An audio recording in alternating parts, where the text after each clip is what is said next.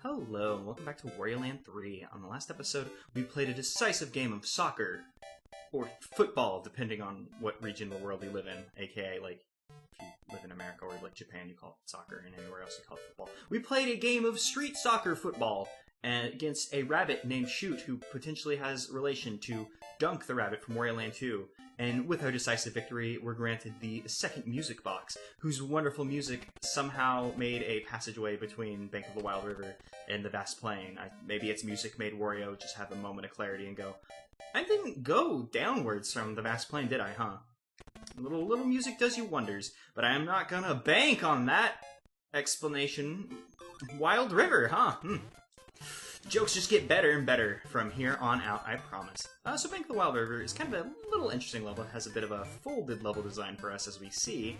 The gray chest is right at the beginning of the level, so what we need to do is explore our butts off and find the gray key, and by that I mean follow this completely linear path, dodging these robots that are very easily dodged, to find the gray key at the end of the path. And then we have to swim back, because as you might have noticed, the drop-offs from the from those jumps that we hit are too big for us to jump over, so the only way to actually make your way back is to swim. And as you also just saw, these water spiky things, they might be called water spikes, they're weird enemies.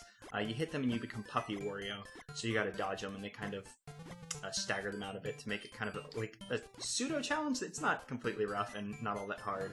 It's a very short level, as you can see. So hey, we're good. That's the entire episode on it, I'm sure. But yeah, that's the Bank of the Wild River. We'll be doing more things here later. I'm not actually sure why I bothered to say that. You obviously know that there's 4 chests per level. My brain just started to get ahead of itself because I was so excited to get this halberd. You know this halberd? The halberd of anger, even. Definitely not a trident. It's a halberd of anger. Don't get angry at me for calling that trident a halberd. That's what the Mario Wiki called it, and I liked halberds, so I stuck with the name, even though I renamed it. Actually, I don't think I renamed that one at all, because I think it might have been the halberd of anger already. It might have been the anger halberd, actually. Who knows? Somebody knows. It's not me. Even though it should be me, because I'm the one who renamed it. I'm literally the only person who could... Well, I guess if you went to the Mario Wiki, you know what the proper name was, and then know if I renamed it or not. Neither here nor there, though. Tidal Coast. We finally, I guess, take this coin, so we get a bit more scratch for golf when it approaches us, when its time arises. Tidal Coast is an interesting level that changes between day and night.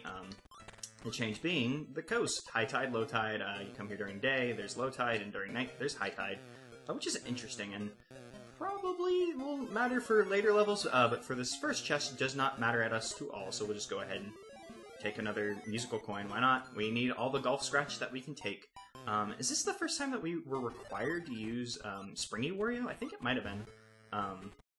Springy Wario, pretty easy. It gives you a bigger jump, lasts for a little bit of time, and if you don't untransform in the time that you're given, you unfurl and like kind of jump out in a weird way that kind of resembles like being stunned.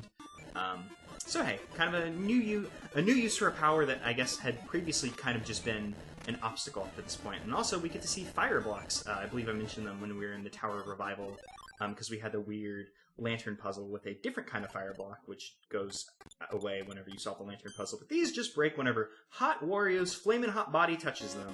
This flamin' hot body fueled by flamin' hot Cheetos. This is a brand deal. Wario needs money, and so do I mean, I do need money to live, I guess. Book! We got a book. A book of brand deals talking about flamin' hot Cheetos, I suppose. I just, for a second, thought I said flamin' hot Cheerios, which is an awful, terrible idea. But yes, that book that we got was the Anger Spell Book, which when you pair it with the Halberd of Anger, you show them to the sky, and the sky goes, hey, that's a trident. That's wrong. And then it expresses its anger by destroying part of the land and creating this steep canyon, I suppose? It's kind of interesting, though, like, you know, like, hey, Sky, get pissed off, I found this thing, and I'm calling it the wrong name. It just goes, no, and then we have the steep canyon, and definitely this is the Sky's punishment for us, because this level kinda sucks. So we've seen kind of a little bit of variance with the 2 levels we've seen, like Bank of the Wild River, you know, nice little folded design, level design. Tidal Coast, we just kind of had to run to the end and then interact with 2 transformations to do something. But hey, you know, you could have explored a little bit more than I did. I just kind of gunned straight for the end.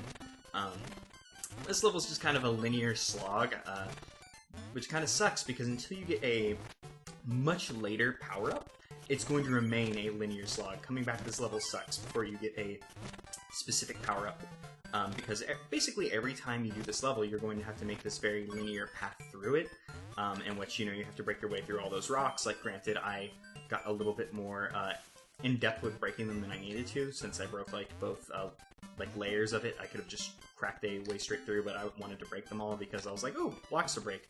And then I just started doing that. And then you have to cross this heavily currented water, so if you were to jump back in, it would push you all the way back to the beginning until you hit that checkpoint that we just passed. We don't need to go that way.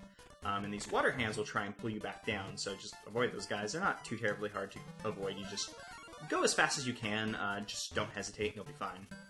So this level just isn't one of my favorites, just because of the like linearity of it, the kind of slog that goes with it. And I'm going to go ahead and just start sliding, and okay, I wasn't sure if we could kill this guy by rolling into him or not, which is good because we'll be talking about this friend a lot.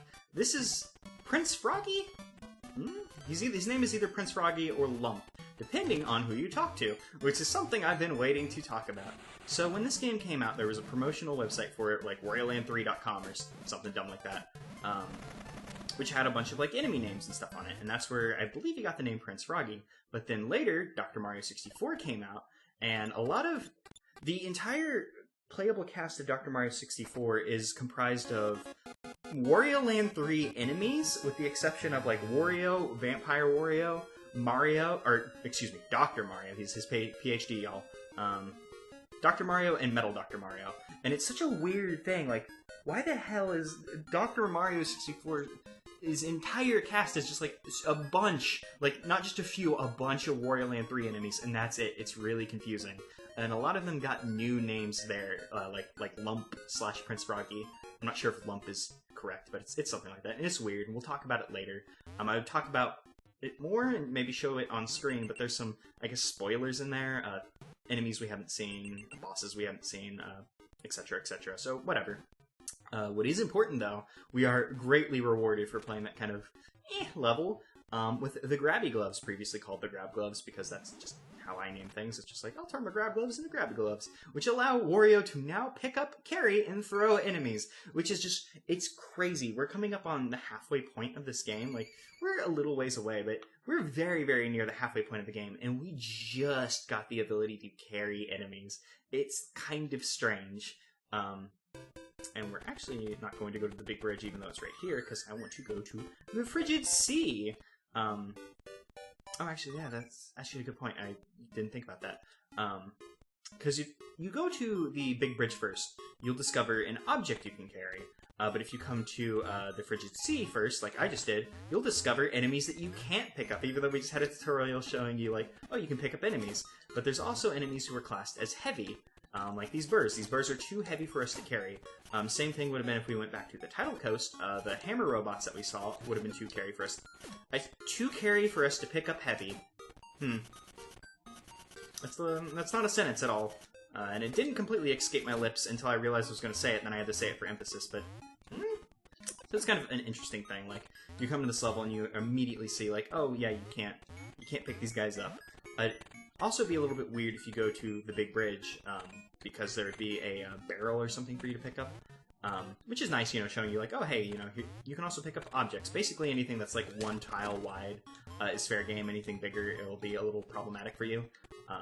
And this level's kind of an interesting carry puzzle, because as you can see, like, you know, this level was This level was filled with heavy enemies that we cannot carry, and the only thing that we can carry in this level is that little, like, ice crystal rock thing, whatever it is.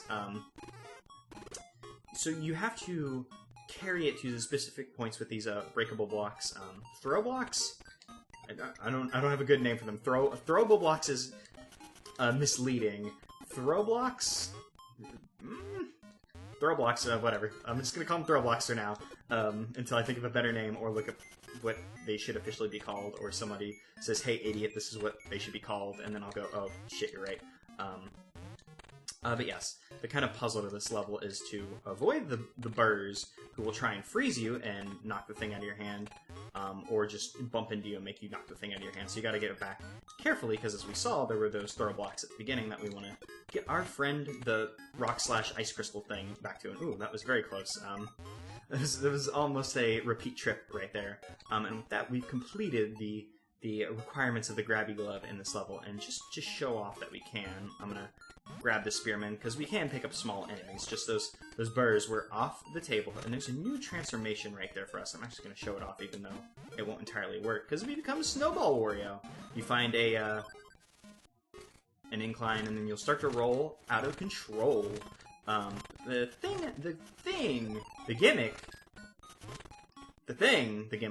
gimmick to Snowball Wario is it needs a bit of like lead-up time, because you gotta get some traction on it and build up some snow to become a bigger snowball, so you can actually break things. Otherwise, you'll break nothing and you'll be sad. You also can't jump as Snowman Wario, I believe. I think, I'm not 100% sure about that. I suppose that we'll test that in a second, because we are going to need Snowball Wario to break some snowman blocks that we... I don't think we saw them in the other room, but we could have gone and taken a look at them. I just didn't. Let me see. Yeah, we can't... Oh, you can jump as Snowman Wario. I wasn't 100% sure. Maybe that's Wario Land 4. Or maybe I'm just thinking of something completely different entirely. So Snowball Wario, I keep saying Snowman, is interesting, because I believe it functions like Fat Wario on top of it. Like, I don't think you could break the donut blocks, but you could... I think it'd smash, solid blocks. I'm not 100% sure, and I don't think the game is ever set up to do that, but it's functionally Fat Wario until you start to roll. It's kind of an interesting transformation, and I like it. I'd say it's one of the better ones, better new ones to Wario Land 3. And for our efforts, we're given a not required treasure, pot! It's just a pot. It's not magic in any way, despite the wiki's name of the magic kettle. That's incorrect. It's just a pot. I don't know what you're talking about. I didn't just rename it to call it pot. No, sir-ree. So that'll do for this episode, I suppose. We now have the ability to pick up and carry things, and we're going to go to the big bridge and pick up and carry a thing next time. So pick up the series and carry it to your YouTube channel and watch it there. I mean, I guess you don't need to